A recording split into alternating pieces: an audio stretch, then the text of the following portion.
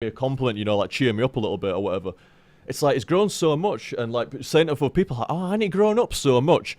And it wasn't a case of that I've grown up, because I've gone from being like some boisterous, overconfident, arrogant as all fuck, selfish motherfucking teenager, to this kind of like, this very calm, this very reserved, this very kind of like cool and calculated kind of teenager. And all of a sudden gone from being, holy shit, this is going to be trouble in the next year, to, wow, holy, it is so well behaved and so calm and so collected. He's taken it so well. And no, I didn't. Not at all. I didn't take it well at all.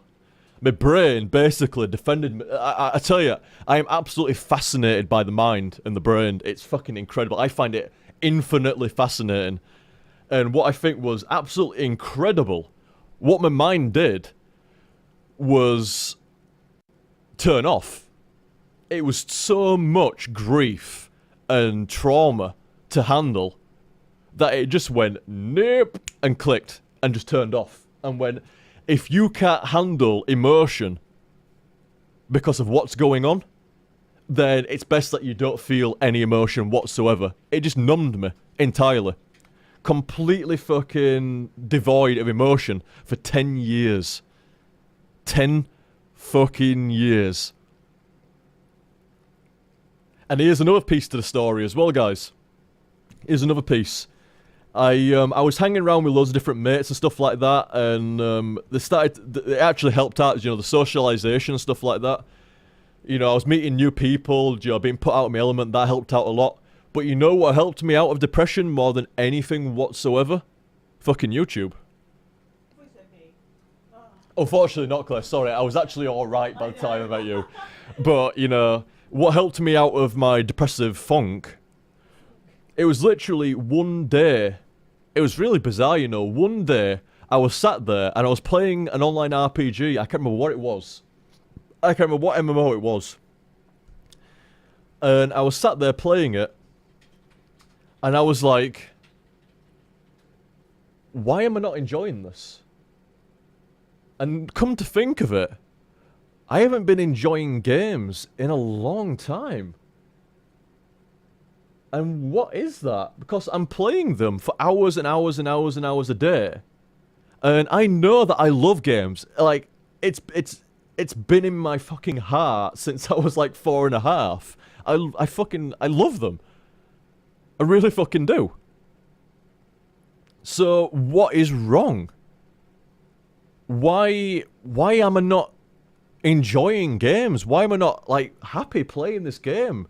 And come to think of it, when things are shit for whatever reason, why am I not feeling bad? Why am I not feeling bad when things are shit? And why am I not feeling good when things are alright? What's wrong? And it was that point where I started, you know, like, it was like that self-realization kind of point, like, something isn't right with me. Like, now I think about it, I'm not feeling anything. I haven't felt happy in so long. But yet things are alright. I had loads of friends, I was hanging out with folk, there was loads of great games at the time. I was happy. But I wasn't. I couldn't feel it. I just couldn't feel anything. And when as soon as I realised it, I started researching around online, and it led me to the fucking shit about depression. And you guys know me, I'm one of the most stubborn motherfuckers you'll find.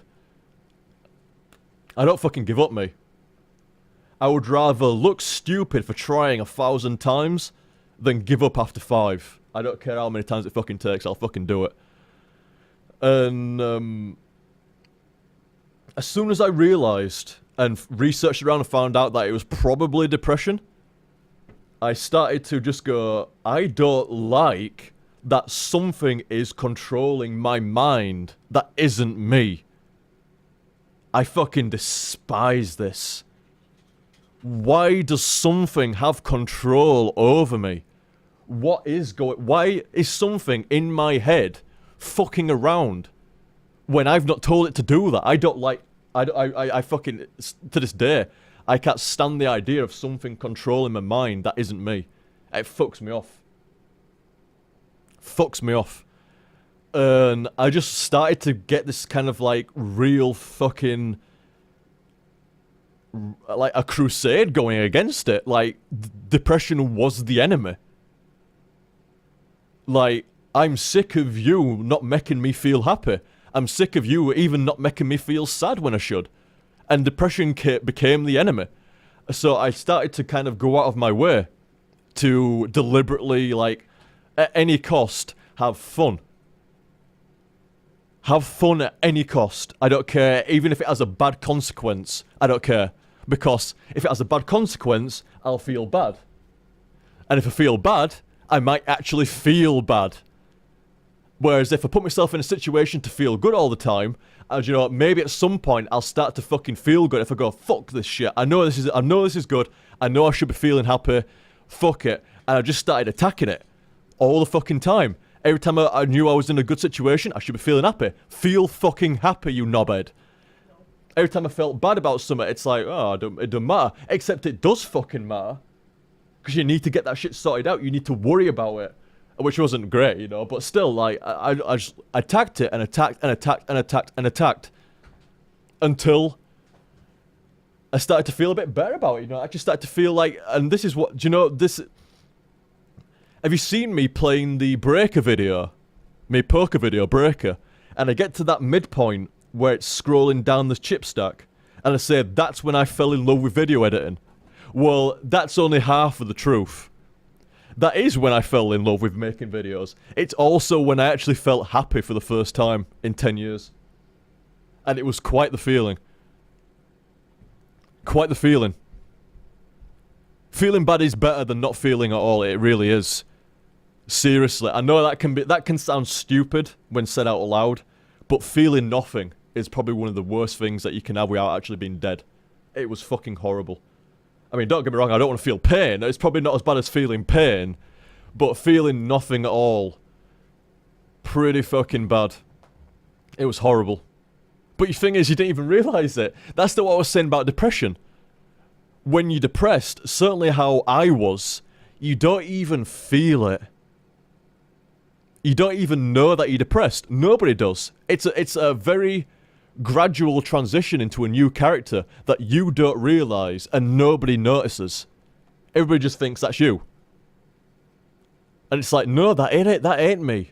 I have far more passion than what it's like, oh, yeah, let's go down there and stuff like that. I'm like, yeah, fuck this, let's go down there. It's like, no, that's me, not the fucking monotone. Like I say, the Breaker video, when I got halfway through it, and I fell in love with video editing, and it made me happy. It made me happy to find something that I was so enjoying doing, and something that I was so proud of. It made me happy. And it was the first time I'd felt happiness in about a decade. I was about 23, 24. And it was the first time I felt happiness in so long. And that incited me to go, I want more of that. I want more. That made me feel good, did making that video. I want to do it. I want more. So I started making more montage videos, and they made me happy as well. And then I started putting them on YouTube. And then people were like putting comments going, that is great. I really like that. That was really entertaining. And that made me happy as well. That made me like twice as fucking happy. Like, well, not only was I stoked for making this video, but now people are enjoying it. And that's just giving me like an even bigger sense of pride and, you know, like achievement and happiness and stuff. And that was the turning point. That's when it all started to kind of like, you know, like the shell of depression cracked in that Breaker video. And then when I started to upload videos on YouTube and people were like, you know, leaving good comments and stuff like that, saying, oh, that was really entertaining, I really enjoyed that, and blah, blah, blah. That's when it started to, like, really fucking tear apart the armor of the depression, started to break down the wall. Oh, dude, Chillane comes up with something very apt here. You're quite lucky in that respect, though, OTG. The other people have supported you and liking what you're doing. Yes. So many people don't actually get to do that. I completely agree. I mean, how many times... I mean, you heard me say earlier on today, how lucky am I? And that's exactly what I mean. Not many people have the same kind of mental stubbornness and iron will that I do. And like I say, I ain't bigging myself up or blowing my own trumpet there. I'm just saying how it is. I'm incredibly iron-willed. If I set my mind on something, it fucking happens generally. And not many people have that kind of mental attitude. And on top of that, not only did I've got that from my dad as well. My dad was the exact same. And not only did I have that fantastic gift, but I also got given a second gift of some YouTube visibility and, you know, nice comments from folk and shit. And so combined with a mental level of being able to fight against it, and then friends and people on YouTube all bigging you up and, you know, supporting you, it destroyed it in about a year, year and a half at most. I think it was about a year, maybe about a year after I started doing Portal at the latest, maybe about a year after I started doing videos, period. That's when it just went, you know what? I don't think I'm depressed no more. Obviously, it's not like you wake up one day, you don't just wake up one day and go, sweet, I'm not depressed no more. Cool. It don't quite happen like that. In the same way that you don't realise that you were depressed to begin with, you don't realise when it stops. It just dawns on you after a while. After it stopped, it just dawns on you. Like, oh yeah, now think about it, I'm actually quite happy recently. And, you know, like, if something gets me down, it gets me down. And when things are going well, I'm happy and shit like that. You know, I don't feel depressed anymore. And that was, like I say, that was like in part thanks to my friends, and in part thanks to YouTube. Folk like you guys, maybe even some of you guys. And the final piece of the puzzle, and then you pretty much officially know every fucking thing about me. Like I say, I don't fucking hide much, if anything. And like I say, the only thing I'd literally kept behind was that. And like I say, part of the reason was so many people like cry depression nowadays that you can't really take it with much respect. But I've got to be honest, from what I've just said over the last half an hour, you can tell, like, that was like from the fucking heart, and that was not like, oh, well, I woke up this morning and I didn't want to go to work, so I'm a bit depressed about it. You know, that's not the fucking case at all. That was straight from my fucking heart. And like I said, the final piece of the puzzle would be, that's why I lay the shit out of Mono TG. Because that was in the early stages of it. Sorry, not the early stages of it. Well, more like the early stages of recovering, should I say. That's why he sounds so monosyllabic. Oh, Confarted. Yeah, picked up. Oh, fuck. Impressive. Impressive. But yeah, just to just a quick finish on that, guys. That's why the early HTSFs. Yeah, exactly. So now we know the origins of Mono TG. That is it. Mono TG. You see, I took the piss and joked out of myself. You know, I coined that. I coined Mono TG for being monosyllabic, and that's what depression did to me. It made me very just talking like, you know, just normal level, not really any kind of emotion or anything to my voice whatsoever, just kind of getting by and not really being happy or sad about anything at all, just doing that. That was in that period. Like, it's not like a case of like I uploaded one video on YouTube and I was cured. It was like, it took a time. And like I said, that was during the HTSF period. Like the early HTSF days. And people were like leaving great comments and it inspired me to do even more videos. And like I say, it was generally nice reading the comments. That's what I still do to this day.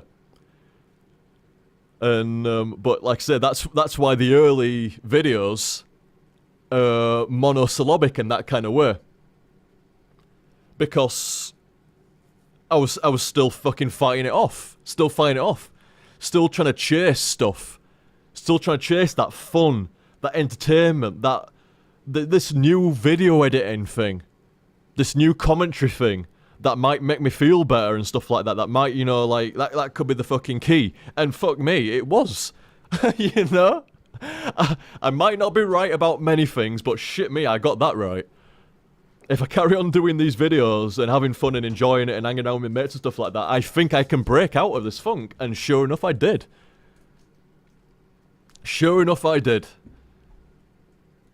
But thank you very much. Impressive. Thanks for your story. You gave me a little insight in what I need to do with my problems. Best stream. From, Let Talk Turkey. Let Talk Turkey. Thank you very much, dude. Thank you very much. And like I say, depression's a weird one. It can vary quite a bit from person to person. And what works for one person doesn't work for another person. And, like, I mean, I was lucky. I mean, I already had the ability I'd have fought it off myself in the end, regardless of YouTube or not, I'd have fought it off myself. But should probably mention, by the way, because you sort of started it and then went off topic. We are quite happy at the moment. oh, yes, sorry. Yes, I should actually mention that me and Claire are absolutely sound as a fucking pound. I mean, we've been together for, what, 6 years now? Yes, something like And things only, from like the second year onwards, things only got stronger and stronger and stronger. And the last few years have been fucking great, haven't they? They've been absolutely fine. that. I was gonna say, like, you didn't really end the story. It's like, No, oh, like I say, do not let me give you the impression that things between me and Claire are not fine, because it could not be. It's the exact polar extreme, innit? Absolutely fucking fine at the moment. All I was saying is, in the early days when, like, my mind was going, you need to go back to being by yourself, you need to live on your own, you don't need commitments, you don't want commitments, you don't need stress, you don't need pressure, blah, blah, blah. It's like, oh my god, fuck off. It's like, that created problems for me, and I still had a rage problem. no, we're fine. But yeah, absolutely sounds a fucking pound now, sounds a pound. But like I say, I'd have fought off depression by myself in the end. But like I say, I really do thank everybody and YouTube for being there, even without knowing it. You see you see when people say to me like, thanks for the stream, thanks for the videos, OTG. It brightened up my day because I'm having a shit time at the moment. It brightened up my week. You've made like this period in my life that's going shit much more tolerable. You've cheered me up and it's been much better. Can you see now why I actually really... I don't like to hear that, obviously. I don't like to hear people having a bad time. But I do like to hear that I've brightened and cheered somebody's day up. Because that's what people did for me. That's what people's comments and that's what YouTube did for me. And it was half of my recovery. Half was my own fucking endurance and like, fuck this shit. I am not happy about something in my mind being wired wrong. Let's unwire that and get it fucking working right. Because I've always been the same, mate. I seek entertainment like a dog seeks its own fucking bumhole. You know, like... I am literally just... It's like, I need to have fucking fun, mate. I need to have fun. I don't care about anything else. Because like I said, I've always been of the impression like I only get one shot at life. I want to literally die going. You know what? At no point in my life did I ever turn down something where I could have had fun. I extracted every fucking drop of entertainment and fun out of my life, and that way I can die fucking happy. So I've always been like that. Always, even as a kid. This isn't like something I've just dawned on me in like the last couple of years. I've always had the exact same philosophy, even as a kid. I had the exact same philosophy. As long as I'm having fun, I'll die happy. And, like I say, I'd have sorted it out eventually, but the YouTube stuff was so fucking... Such an acceleration to fucking recovery. It really fucking was. And that's why I like to hear about brightening up fucking folks' days and shit, because it's like... it's almost like repaying back what people did for me. Without even realising it. Nobody even realised. I mean, nobody to today even realised I'd ever had depression. And I could have kept it a fucking secret the entire time, but it wasn't really a secret. It's just something that I never brought up. I skirted close to it with mono TG. And that was as close as I got, and I thought, you know what? I'm going to leave it there. I mean, I'm glad that I didn't really get depressed. Well, you know, not in like the depression. You know what I'm talking about. But I'm glad I didn't get downed by me going through all that there and stuff like that. It was just like, it was an apt story. It all kind of, you know, I was talking about rage and shit. And it all kind of like, you know, to really like explain it, I had to go back and tell the full story as such. And that was it. And long story short, to go back to the rage thing, that was the byproduct of 10 years of depression. That was the byproduct of 10 years of depression. What basically happens is you spend... Cat. You don't spend cat, but you could. Be a good form of currency. Kitty coin. Like doggy coin. You spend 10 years feeling nothing, but you do. But where does it go? Like, somebody pisses you off, but you don't feel anything about it. Where does it go? You're mad at life. You think that life's cheated you somehow. Stolen your fucking dad, stolen your life, stolen your prospects. But you don't feel mad about it. But where does it go? It's still there. Oh, it's still there. You just don't feel it. So where does it go? It gets bottled up inside you. I mean, there's not an actual fucking bottle there. But it's in there. It's getting repressed. Stored. Built up. And as soon as I started to become undepressed, that's when the rage started to creep in. Because basically, it was lowering, like the depression wall was lowering down. And then the fucking little rage bastard behind it was like, sweet. Now I can fucking get over this wall before. Now I couldn't get over it before. In fact, it wasn't even rage before. It just kind of like, it all fuses together to turn into some fucking entity of anger and rage and fury. All the